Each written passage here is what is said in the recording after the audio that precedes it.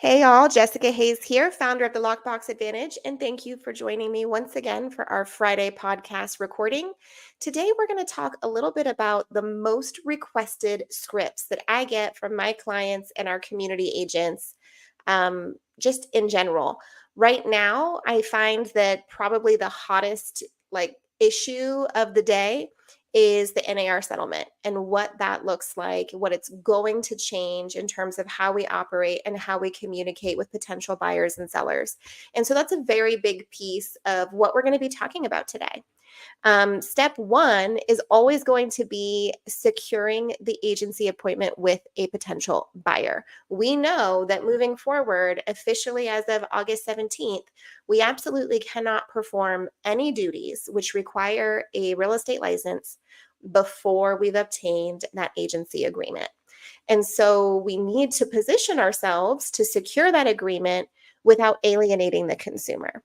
And that conversation is going to sound a little bit like this. So, has anyone taken the time to sit down with you to build a true home buying plan? Now, most people are not really going to know what that means. Okay. They're either going to say, oh, yeah, my agent did, or I'm not really sure what that means, or I'm not there yet because we're still just looking at houses. Those are usually the responses you get. Okay. And depending, obviously, if they have an agent with a signed agency agreement, we back off. But if it's just a matter of I've toured houses with 3 agents that I met, one through Realtor, one through Zillow, one through Redfin, and they don't have an agency relationship, then we're just going to continue moving forward. And the conversation will sound like this. Well, the thing is, most people start this process out with the home search. That is the most exciting part. The real danger in that strategy is that at some point while you're searching, you're bound to find what you're looking for. And at that time, when you're fallen in love and at your highest possible state of emotion, you're going to end up needing to make critically important financial decisions. And we're going to pause. We're going to pause on purpose, you guys, because we want to give the person on the other side of this conversation a beat to really interpret and internalize the information you've just delivered to them. Okay.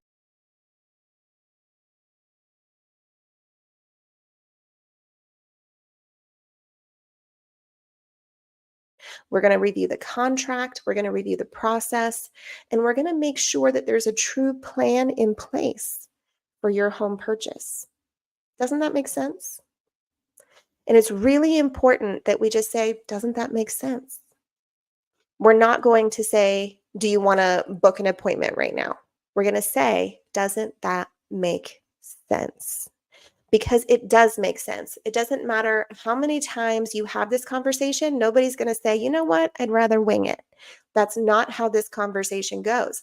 And once somebody acknowledges, yes, that makes sense, they've acknowledged that they actually need to have a proper consultation conversation with a professional like you. And your next step is very simply, okay, well, I would love an opportunity to help guide you through that process. Are you generally more flexible on the weekends or the weekdays? And just narrow it down, confirm the appointment on the spot. Do not make the mistake of saying, great, I'll call you and we'll get something on the books. Don't do that. Do not make the mistake of handing them your card and saying, hey, give me a call when you're ready. No. Book the appointment on the spot. So one more time without interruptions. Hey, most people start this process out with the home search. That is the most exciting part. The danger in that strategy, though, is that at some point while you're searching, you're bound to find what you're looking for. And at that point, when you've fallen in love and you are in your absolute highest possible state of emotion, you end up needing to make critically important financial decisions. I believe it's in my client's best interest to sit down well ahead of that fallen in love state. We review the contract, we review the process, and we formulate a true plan for their home purchase. Doesn't that make sense? Just like that. Nobody's going to say no. That's how you want to deliver that conversation. And now they have agreed to sit down with you for a full consultation. Now, the next piece of this is, okay, we've got them in the door, we've gotten the consultation. What does the conversion look like? Well, my recommendation is always to bring an actual real life contract into your consultation, truly guide the consumer through the decision points they're going to have to make in your state, way above and beyond just price. We know there's a lot that goes into it. They have to understand the importance of their EMD amount, the appointments of their EMD timing, understanding all of the contingencies, understanding delivery of possession, understanding what's included, what's not included. Help them understand all of their options in that contract. And once you've gone through and you've set them up with a clear explanation of what they can anticipate when they're moving forward, you pull out your handy dandy buyer broker agreement. This is a document that grants me your permission to act on your behalf in securing your next home. It details out our commitments to one another throughout the process, mainly that I agree to act in your best interest at all times with the highest possible standard of care. And then in exchange, you agree the permission you've granted me is exclusively mine, meaning that you agree not to work with other agents while we are actively working together. Now, my fee is X percent. And it's really important that you don't waffle here. Okay, just state it. My fee is X percent. And there are 3 different ways that that fee can traditionally be covered. So the first is that we can negotiate to have the seller pay that fee in its entirety directly to my brokerage at time of settlement. Secondly, we can also negotiate with the seller for them to contribute all or part of that fee to your closing costs.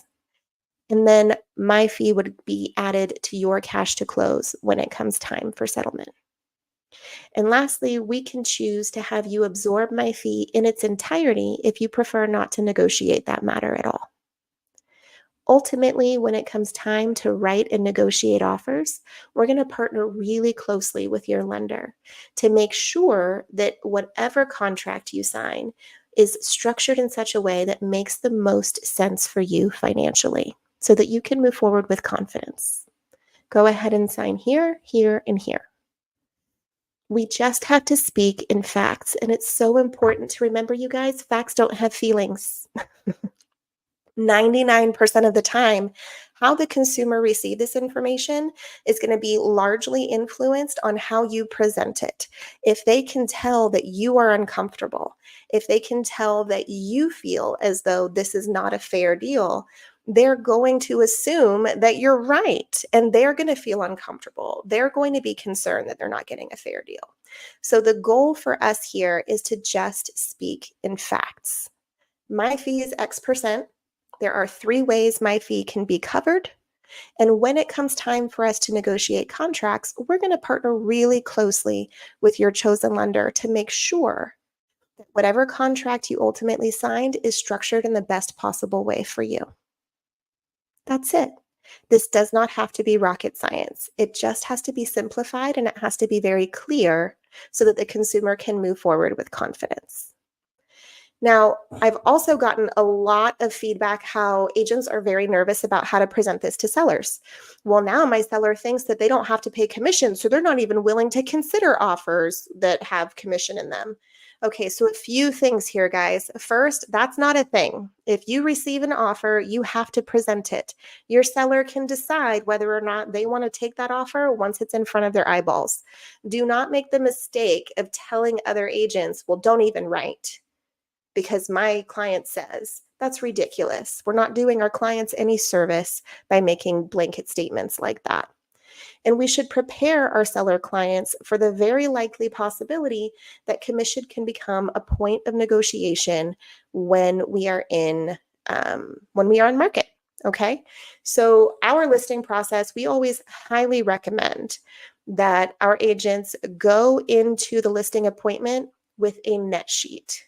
And we want to make sure that our seller has a very clear expectation and understanding of what they can reasonably expect to net from the sale of that home.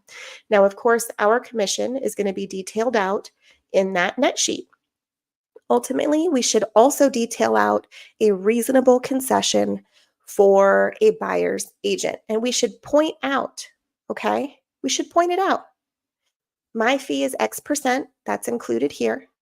I've also included a reasonable concession to account for a buyer's agent commission to give you a realistic expectation of what your net might be when we finalize the sale of your home. Many buyers in our marketplace are unfortunately not in a position to absorb the cost of that buyer's agent commission at time of closing. So it's going to be really, really important that we are prepared to negotiate that note, because it's very likely that the highest netting offer we receive is going to include a concession of some kind. Now, keep in mind, the actual amount of that commission is going to be always set between the buyer and that buyer's agent. And ultimately, the amount that you contribute to that commission will always be a point of negotiation between you and the buyer. So it's very possible that we'll be able to negotiate even more favorable terms when it comes time to review offers. But I need to make sure that you're prepared for the most likely outcome. All you have to do, guys, is explain the details. If you prepare your client for the very likely possibility of their needing to have some sort of contribution to this fee, because it's very likely that the highest netting offer is going to include a concession of some kind, then they don't feel like we're giving money away. We're simply preparing them for the possibility that the highest netting offer may have a concession. And our focus is to ensure they get the highest amount of money possible in their pocket at the end of the day, because I assure you, that's what they want too. If they have questions at that point, if you have a seller who says, well, I'm just telling you now, I'm not going to pay anything to a buyer's agent. I saw the NAR settlement coverage on the news and it's not required and I'm not doing it. Calm them down. I completely understand your feelings on the subject, and I will do my best to negotiate a deal that makes sense for you. But I can tell you, my goal is to make you the most amount of money possible. I just want to make sure our goals are in alignment. Is that what you're looking for? Well, yeah, of course, that's what I'm looking for. Great.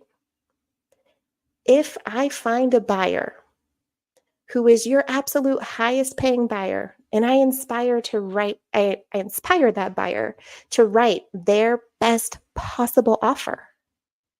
And that best possible offer nets you the highest amount of money of any of the competing offers.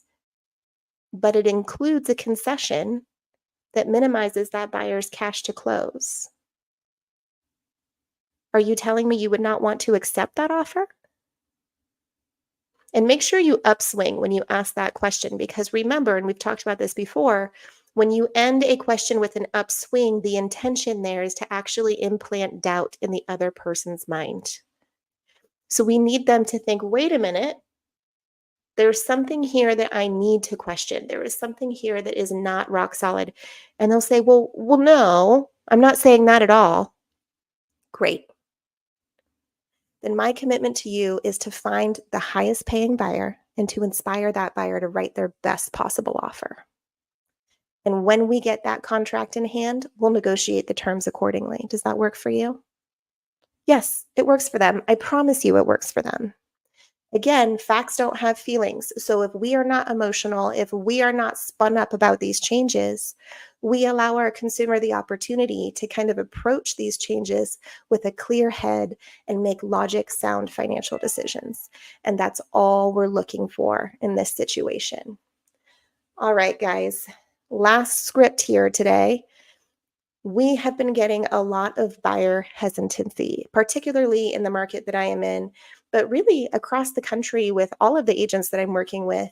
I'm seeing a lot of hesitancy because people are thinking, oh, the market's going to go crazy after election and it's going to be so much easier. Or gosh, interest rates are so high right now and they're definitely going to drop later. We've had people say, oh, well, the stock market's for sure going to crash and that's going to cause home prices to fall. I've heard every crystal ball prediction in the book that people have used to justify delaying their first purchase. Our job is to educate. Our job is not to make personal decisions for people. And I'm telling you now, you're never going to be able to convince a non-buyer to become a buyer. So I want to be really clear with that. However, if you can eloquently, articulately explain the value of homeownership, you are going to exponentially increase the likelihood of that buyer making the choice to move sooner rather than later. So let's talk about what that looks like. Now, I am based in Northern Virginia. Our market is pretty aggressive, even now. I mean, there are agents who would argue with me and say, oh, it's slowed down so much. It's still pretty aggressive in terms of what's happening nationally. So we have an artificially high demand in the Northern Virginia market. We have about 1 in 4 households with a government position, and a lot of those positions are transient, which means people are moving in and out of the DMV area and are forced to move. What often happens because of our proximity to the capital is that we have an influx of people moving to be closer to the central government. And when it comes time for them to leave to go to a different post in a different area, they decide, well, we're going to hang on to this house. We'll just make it a rental because we're sure that we're going to be coming back here, or because we're sure that it's a great investment. And both of those things are very likely true. Unfortunately, it means that our inventory is artificially low while our demand is artificially high. And price will always be a function of supply and demand. So we see disproportionately high prices here in the DMV and in Northern Virginia in particular. It's important to explain that fact to your buyer pool to help them understand, well, prices are high because, or, prices are low because, and to help educate your clients so that they can make the best possible decisions. Now, I genuinely believe that the best time to buy a house is as soon as you can responsibly afford to do so. No matter what, that's the best time. It doesn't matter what interest rates are doing. It doesn't matter what the market is doing. If you are trying to time the market and predict interest rates, you are going to miss every opportunity on the planet. Because unless you have a clear crystal ball, you're probably going to get it wrong. So what we do know is that historically speaking, real estate is the most reliable, most consistent return on investment you can possibly make. And what people don't often think about is the amount of appreciation that you build in comparison to your cash to close, not just your purchase price. And we need to be able to explain that to our buyers. Okay. So, as an example, I'm working with an agent right now who recently purchased her first home. About 3 years ago, she purchased her first home. And when she made this purchase, she's a younger agent, she's a single mom. She was very afraid that maybe it wasn't the right time. She was very afraid, well, gosh, interest rates are higher than I'd like them to be. Prices feel really, really tough. I just don't know if this is a responsible choice. Ultimately, I felt that it was a responsible choice, and I had this conversation with her. I said, you know what? We know that the prices are not likely to get better anytime soon as a buyer. We know that interest rates are going to do one of 3 things. They're going to go up, they're going to go down, or they're going to stay the same. We know that. If they go up, you are going to be so grateful that you made that purchase today. If they go down, quite frankly, refinance. Congratulations, you're saving money. And if they stay the same, then isn't it better that you've had this long-term opportunity to build more equity? And of course, the answer is yes. We know the answer is yes. Now, this person purchased this townhouse. I want to say she paid $395 for it. That same townhouse is worth about $525 3 years later. Now, we look at that. I'm going to pull a calculator up to make sure I'm giving you guys the right information here. Can I share my calculator? That's an even better question, isn't it? Let's see. Nope, it's not going to let me share it. That is okay. So we've got our calculator. We bought it $395. She's now at $525. So we're looking at $130,000 in gained equity over the course of 3 years, which is a lot of money by any count, right? But what we should be looking at is the fact that she put 3.5% down on that 395. So she put down almost $14,000. So we've got $130,000. Let's go here. She has over 9 times the amount of her cash investment in that house. Now, interestingly enough, when she purchased this home and she got her mortgage, the mortgage amount was a few $100s more than she was used to paying in rent, and that felt like a stretch for her. But now, 3 years later, that very same model in that very same community is renting for more than her mortgage payment. And this is an argument that I hear a lot, right? We hear people say, well, I'm not ready to buy. It's so much cheaper on a monthly basis for me to rent.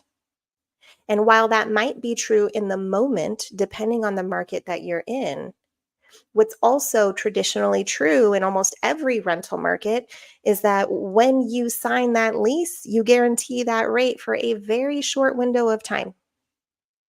And when that lease is up, it's very rare that that rent stays the same, isn't it? We see those rents climb and climb and climb and climb every 6 months, every year, every 18 months, every term that you choose to commit to. You can expect a rental rate increase. And so, doesn't it make sense to pay a small amount more in the short term to guarantee that payment in the long term? So these are the conversations that it makes a lot of sense for you to have with those consumers to make sure they're not stepping over dollars in order to pick up dimes. Make sure they understand the potential gain and make sure they understand that equity not gained is the same as money lost. Opportunity not earned is the same as opportunity lost. If this particular agent had chosen not to make the purchase 3 years ago, she would have $130,000 less in her personal net wealth. And that is a very, very big deal. So these are the conversations that I would encourage you to have with your clients. I hope that this was helpful to you. If you have questions about a specific script that you want us to go over, if you even just want to chat with me for 30 minutes, book a discovery call. Discovery calls are free. They're 30 minutes long. We can chat about your business. We can chat about your needs. We can chat about how the Lockbox Advantage can best partner with you. Or sign up for coaching. Really make the commitment, and we can help you every step of the way with your unique needs, your unique business, your unique market. Otherwise, I will see all of you fabulous people next Friday. I look forward to seeing you then. Have a great day.